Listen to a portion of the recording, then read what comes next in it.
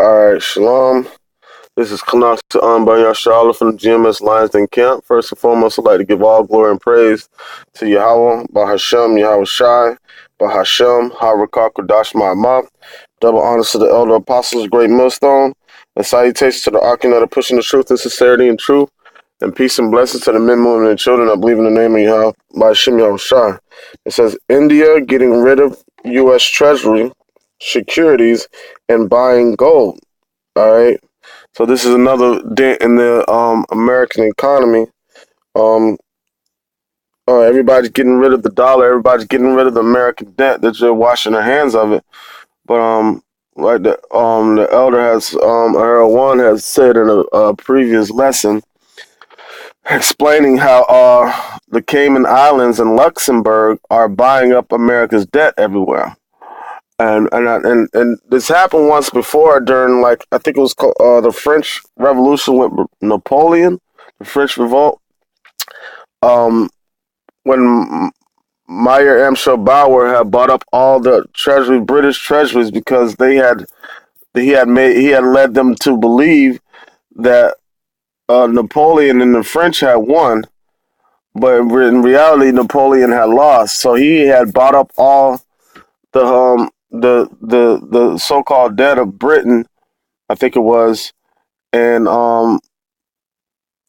set himself up as, having all the money and all the treasury. So he pretty much owned it. And that was how he, started the whole international banking system with his sons. That's how he was able to get the money. It's a little bit more to the story than that, but the reason why I brought it up is because if you have these countries, these proxy countries buying up the America's debt, right? It's obviously a purpose behind it, and these are the countries that are these are hidden countries that are owned by the elite, the Rothschilds, and the elite families. So there's a reason, there's a scheme, there's a plan set up behind them, just because they're not going to just buy up America's debt just to say, hey, we have America's debt. But what they're doing is trying to gain full control.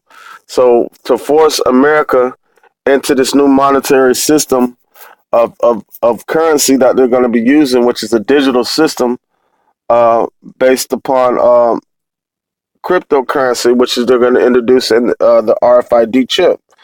So you got everybody, um, setting a gold standard, and what that gold standard is doing away with the petrodollar immediately. It's totally annihilating and eliminating the petrodollar, because the petrodollar is a fiat swept equity based currency, debt based currency that really doesn't exist. It exists according to the Feds because they created it. However, there's really nothing to back it on. It's backed off of promissory. It's like a promissory note. All right. So with all these other countries saying, "Hey, we have resources and our currency is backed by gold," America, what do you have? That puts America in a quagmire, or like a crab trap, and they have nothing else to do. The other thing they could do is go to war. And once they go to war, but you have to understand, this the elites funding both sides of the war. All right. It says India getting rid of its U.S. Treasury securities and buying gold. It says the world's biggest gold consumer continues to replenish its bullion reserves. The Reserve Bank of India report shows. At the same time, New Delhi is slowly but surely reducing its share of U.S. debt bonds. All right. The annual report from Indian financial regulator revealed that the country followed the BRICS partners in adding physical gold to the foreign exchange reserve. The RBI reportedly bought 8.46 metric tons of gold during the last fiscal year ending in March. All right. So they're basically back. They're getting rid of the debt-based currency that America offers, and backing it by gold. And if America had some stability, they would create a counter offer and be like, hey, well, we'll revert to this, and this will be backed by gold. But America doesn't have any of the gold to supply to to back their currency by gold. They don't have oil to back it up either. The only thing they have is their bullying in the military and war. That's how they kept the petrodollar going through war. All right, you don't want to use this currency. Well, we're gonna go to war with you. We're gonna win. And we're gonna change the regime to somebody that wants to go through this currency. But what's happening is, um, these countries are saying, forget this. We're not gonna stand around anymore while we let America bully us. We're gonna fight back. Now, according to Isaiah 14, it says, "Have you become as weak as we?" How did he become? Matter of fact, hold on a second. All right, this is Isaiah 14 and 10. It says, "All they shall speak and say unto thee, Art thou also become weak as we? Art thou become like unto us?" So the thing about it is, these countries are standing up to America and rising against the system that his America has set up throughout the whole world. All right, so but you got to understand, this is the elites funding both sides. This is to implement the RFID chip, which is the mark of the beast. All right, so what are they setting up? Another image. All right, and that image is going to be a cryptocurrency. All right, you see it happening in Venezuela. They have electronic based system of buying old oil and other commodities, and they've had several of citizens of Venezuela sign up for this new form of currency that they're going to be using, this whole new system. All right, and that's gonna be a trend throughout the whole world. All right, it's like you see China and Japan are cashless. Well, mainly China. I'm not sure about Japan, but I know China is almost 100% cashless. Everything's done through the phones, and I don't even think they really have credit cards like that or debit cards. They have everything.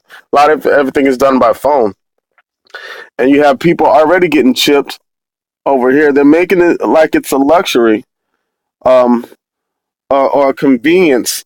Making it seem like oh, there's no harm to it. Just put it. Just it goes from your your card. Next thing you know, they're gonna be trying to implant it on your body, and that's gonna and that's it, pretty much that's the whole effect. That's the whole to sum it up. That's the conclusion of them doing this whole debt-based strawman system with that RFID chip. You're gonna really attach the person, which to the human being. All right, a person and a human being. A person is a ownership or like a business setup through your straw man, but the human being is the actual person. And what happens is the government represents that person and ties you to that debt, and it's a form of sweat equity. So when these countries like Luxembourg and the Cayman Islands buy up all this American debt, right? What becomes to be the product by the people? So now it'll be backed by the people. And how does America enter into the game? All right, okay, y'all want to form this new form of currency? All right, we're gonna jump aboard on with it too, because remember the feds have the thing called the Fed coin. So now you have all this debt that they bought up from these other countries, America's debt. What is the debt backed by? Well, the debt's backed by the people according to sweat equity. So when the debt's backed by the people, all right, so now when they sell this debt back, but in a new form, all right, that's when there's going to set up the whole blockchain system, and everybody that's set up on this blockchain system, the people that they sell this debt back to, or they don't even have to sell the debt back to, they own the people. It just flip flops right back to the way it was, just eliminating the petrodollar, and that's the whole setup. All right, all right. Let me get back to the article real quick. It says, as of As of the end of June, the country's central bank held 566.23 metric tons of gold against 557.77 metric tons a year ago. The RBI purchased gold for the first time in nearly a decade. The regulator acquires 200 metric tons of the precious metal in 2009, shortly after the global financial crisis. All right, and there's going to be another global financial crisis. It says, according to RBI, India's international reserve rose by 5% from June 2017 to June 2018, in comparison to the 6.3% growth seen in the same period in previous years. It says diversification of India's foreign currency assessed continuing during the year, with attention being ascribed to risk management, including cyber security risk. The gold portfolio has also been activated, the report added. Now it's so funny how Slakia. The funny thing to me is how for so long the petrodollar has not been backed by anything but the military might of the United States and promises, right? And how it was at one point in time the leading currency in the world, but it's not backed by anything. It doesn't have anything to stabilize it. It's because it's the system that the Fed set up. All right, it's the system that America set up for it to be that way. All right, but all that is falling from the feet. So if your feet aren't healthy, then you can't stand. So this is the stability of this economy folding. However, these other countries think because they have all this gold and commodities that they can be stabilized too, and this will just be the downfall of America. But what they don't realize, it's the crumbling of the whole world, of this whole society, because the whole world is going to be affected by the downfall of America. All right, all right. This is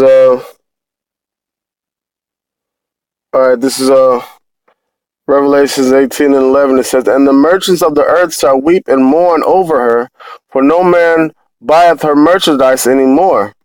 The merchants of gold and silver and precious stones and of pearls and of fine linen, purple and silk and scarlet, and all thine wood, and all manners vessels of ivory, and all manner vessels of most precious wood, and of brass and iron and marble." Because even though America didn't have all these resources, they had their hands on all these resources, and you couldn't trade none of these resources without using the petrodollar. And America set it up like that.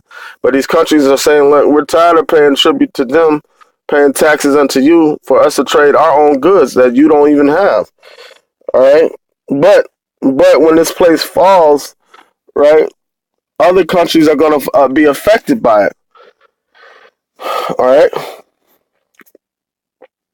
And it says, meanwhile, the country, this is back to the article, it says, meanwhile, the country's share of U.S.